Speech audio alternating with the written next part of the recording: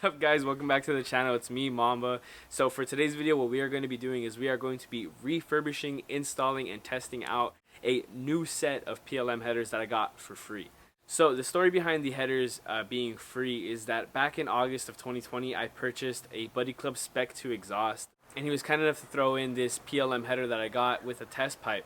So I purchased both of those for $300, and I ended up not keeping the Buddy Club Spec 2 exhaust and selling it for $450. So I basically got these headers for free. Now I was planning on selling these headers because they weren't in really good condition, but I knew that I wouldn't really come up on a good deal like that, so I just decided to keep them and wait until I was ready to actually install these. So I have brand new hardware and a brand new donut gasket. All we have to do now is just refurbish these and then install them along with energy suspension motor mounts. So hopefully it comes out really good. These are the headers. So these are the headers right here, except for the test pipe. It's just sitting out over there. I let these sit in WD-40 overnight so I can hopefully take these apart and make it a little bit easier to paint. So they didn't come with hardware or anything, so I went to Home Depot and I purchased some new hardware along with the new donut gasket off of eBay. People might weld it together because it might leak, but in my case I don't really care too much. I already have an exhaust leak, so it is what it is. So what the option I'm going for today is spraying them with flame-proof VHT flat black paint. I thought this was kind of like a mid-level option because I could have heat wrapped them, but that heat wrap is pretty expensive, and with this you need multiple rolls, so I would rather just stay away from that. And polishing them is a little bit too much for me because here in California race headers are illegal, so if I am going to get pulled over, I'd rather just have flat black and then think that it's really nothing. So that's what we're going to be doing today. Let's get started with this video. So the first thing that we're going to be actually doing to the headers is we're going to be taking them apart. So they're in 3 pieces. So we got that top part, middle part, and then the bottom section right down here. So like I said, I soaked them in WD-40 just to get them a little loosened up. This middle section right here was really bad in the beginning, but it's starting to loosen up now, so hopefully we can get this apart. I should have gotten a rubber mallet because my head is ringing. As I'm knocking this thing out, this part down here is also coming off. Woo! Easy money. Let's keep getting this thing done. Yeet!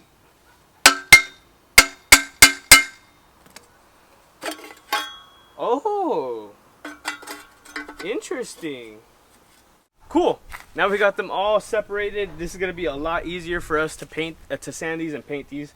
So I'm really happy that we were able to actually get this done.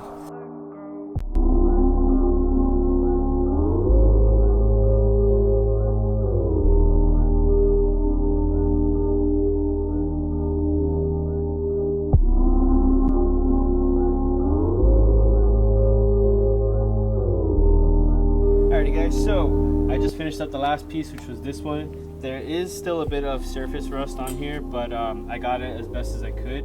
But all the pieces have finally been sanded and wiped down. Before I actually start doing any primering or anything like that, I'm going to put some brake cleaner just to get all the WD-40 off and get them all dried off, and then we'll get to primering and painting these things.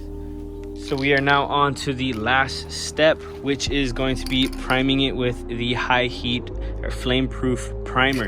So I'm gonna do 1 coat every 20 minutes just to make sure that I get good coats on these, and I'll just be double checking them every now and then. Hopefully this turns out really good. I got as much of the rust off as I could. I did forget to do the test pipe though, but I'll do that later on. It's basically the same exact thing, but yeah, let's get started. Parkour. Oh shit. Alright guys, as you guys can see, they are already good to go for paint. So now we're gonna go ahead with the VHT paint and get it started. Now we're gonna get started with the VHT flame proof black paint. Yeah.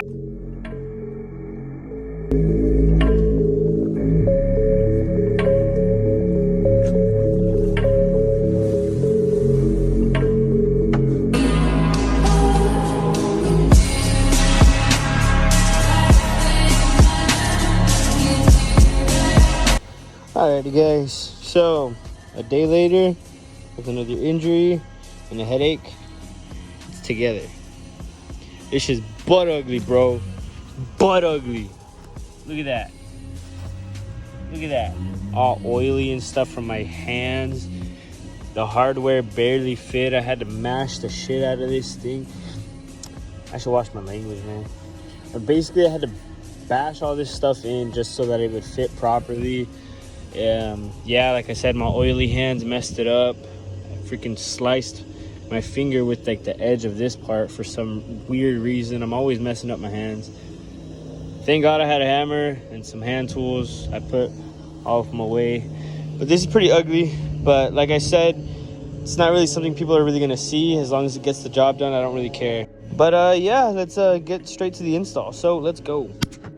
So here's the butt ugly headers again. They're a little bit dirty because it was raining and stuff. A little bit of chips and stuff here and there, but like I said, I don't really care. I just want to make it look better than how it did before. Anyways, so from here to here, it's perfect. It's just the way it's supposed to be. But the test pipe right here is my main concern. So with the DC5s and EP3s, the flange is not supposed to be straight cut. It's supposed to be at an angle like this so that it can perfectly bolt up to the exhaust.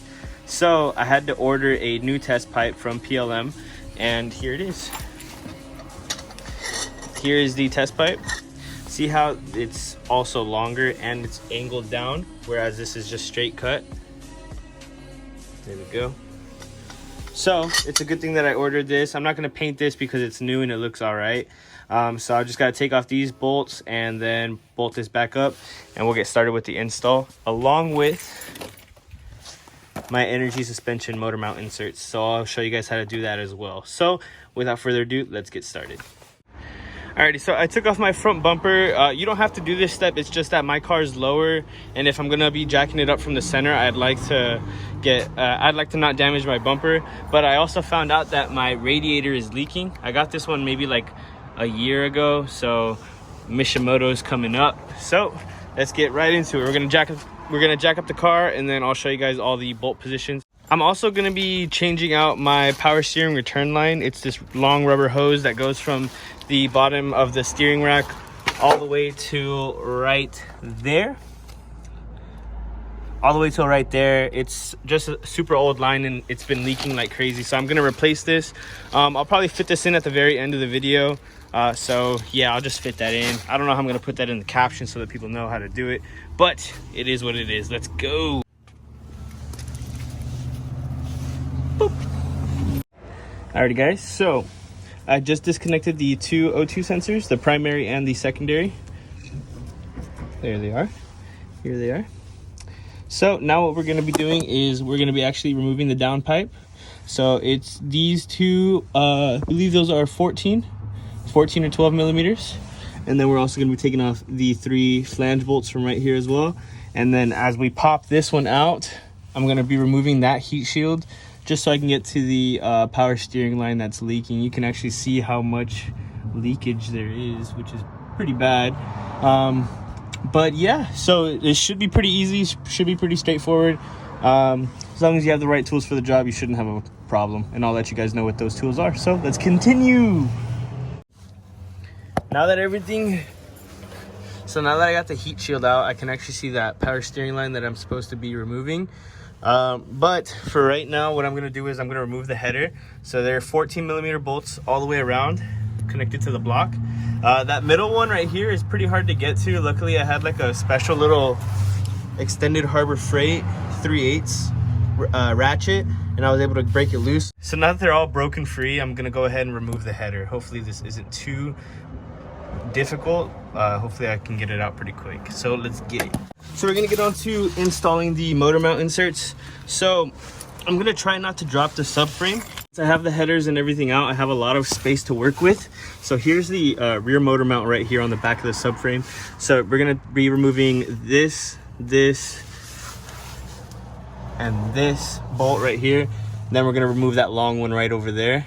And then we should be able to maneuver this motor mount out, hopefully.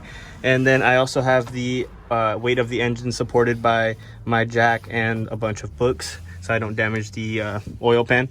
So yeah, let's just remove those real quick, and then I'll show you guys when we insert the inserts.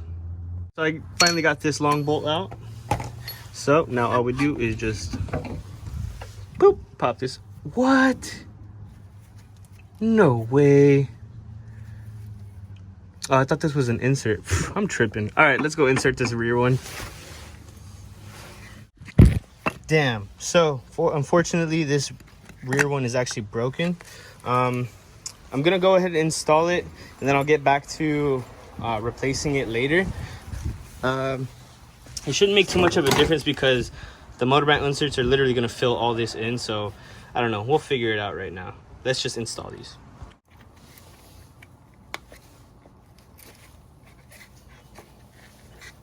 Here we go. Boom, there's the first one. And you can tell by the grooves right here. See how like it fits right into that groove? So you won't put it on backwards, trust me. Now for the second one.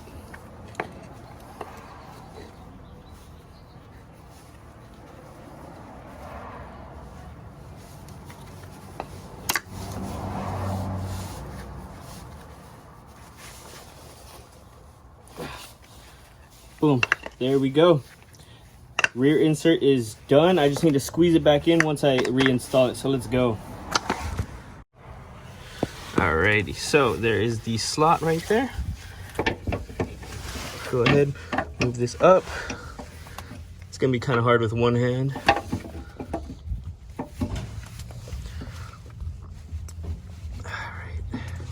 All right, I'm just gonna, so you basically know how it's gonna slide in, so I'm just gonna put the camera down and then do it, and I'll show you guys how to re-bolt it back in. So I'm gonna just do that. I'll be right back.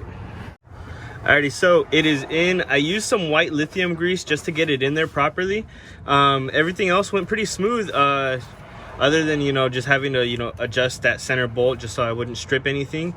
It went in pretty good, and so we'll install the, I'm debating whether to put the heat shield back. I think I might just do it. It was only held in by like 3 bolts.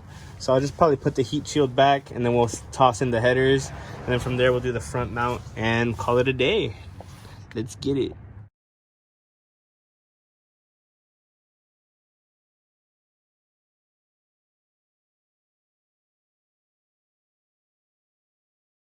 Alrighty guys, so I got the front mount out.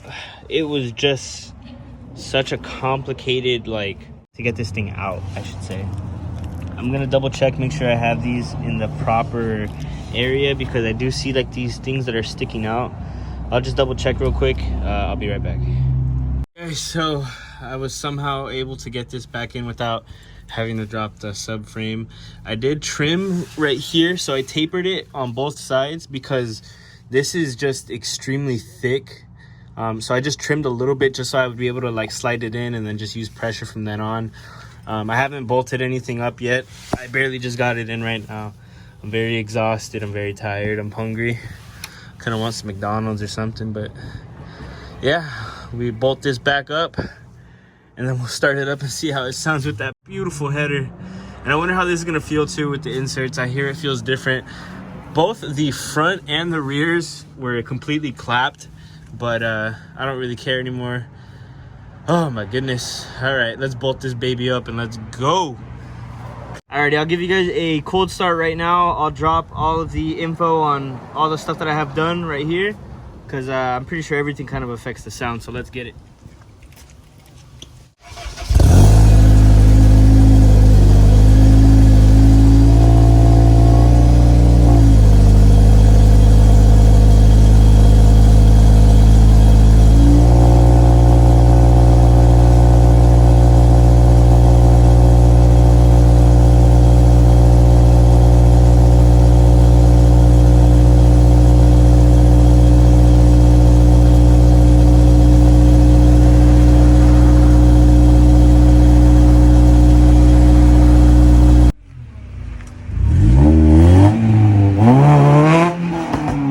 Oh shit!